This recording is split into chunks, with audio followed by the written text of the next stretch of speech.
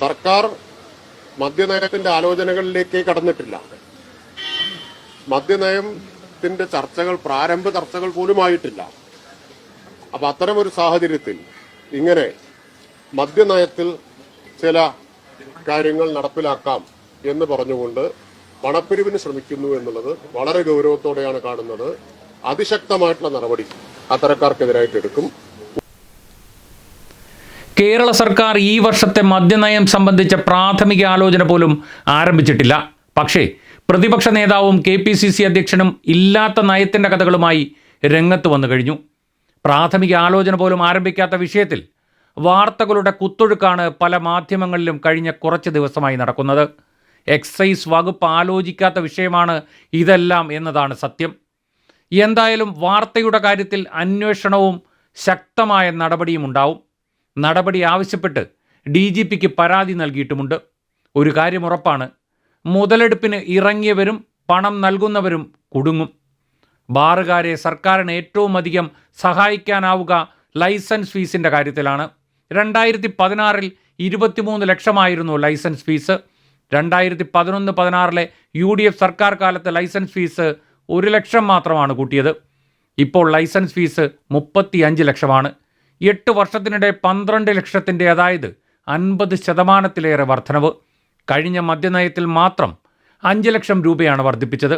ഇത്രയുമേറെ fees കൂട്ടിയ സർക്കാർ bar ഉടമകളെ സഹായിക്കുന്നുവെന്ന് എങ്ങനെ ആരോപിക്കും? കുറ്റകരമായ ക്രമക്കേടുകൾ കണ്ടെത്തിയാൽ UDF കാലത്ത് പിഴ മാത്രമാണ് ഈടാക്കിയിരുന്നത്. LDF സർക്കാർ അത് ലൈസൻസ് റദ്ദാക്കലും പിഴയുമായി മാറ്റി. പിഴ UDF കാലത്ത് ഉണ്ടായിരുന്നതിനേക്കാൾ കൂട്ടി.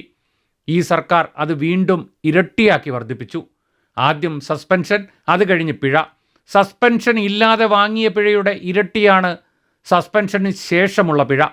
ഈ സർക്കാർ എക്സൈസ് പരിശോധന എല്ലായിടത്തും കർശനമാക്കി. നിയമലംഘനങ്ങൾ കണ്ടാൽ കർശനമായ നടപടികളും സ്വീകരിക്കുന്നു.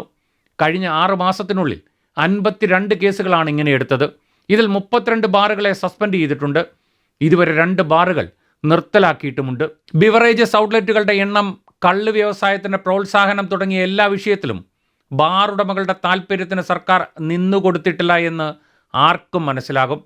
കേരളത്തെ മദ്യത്തിൽ മുക്കുന്നുവെന്ന ആരോപണം ബാറുകളും ബെവ്കോ ഔട്ട്ലെറ്റുകളും പൂട്ടി മദ്യനിരോധനം നടപ്പിലാക്കിയെന്ന് അവകാശപ്പെടുന്ന UDF സർക്കാരിൻ്റെ കാലത്ത് 2012-13 ഇന്ത്യൻ നിർമ്മിത വിദേശ മദ്യത്തിൻ്റെ വിൽപ്പന 244.33 ലക്ഷം കേസായിരുന്നു.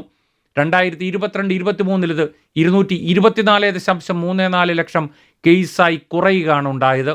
10 വർഷം വ്യത്യാസത്തിൽ 2 സാമ്പത്തിക വർഷത്തെ താരതമ്യപ്പെടുത്തിയാൽ കുറവ് 19.99 ലക്ഷം കേസിൻ്റെ, അഥവാ 8.1%.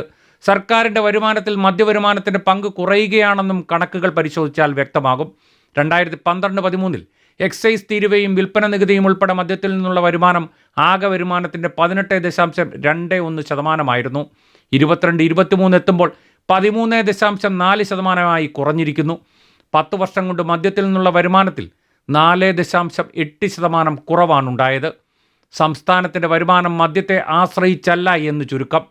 ഇതെല്ലാം മറച്ചു വച്ചാണ് പുതിയ മാധ്യമ നാടകം.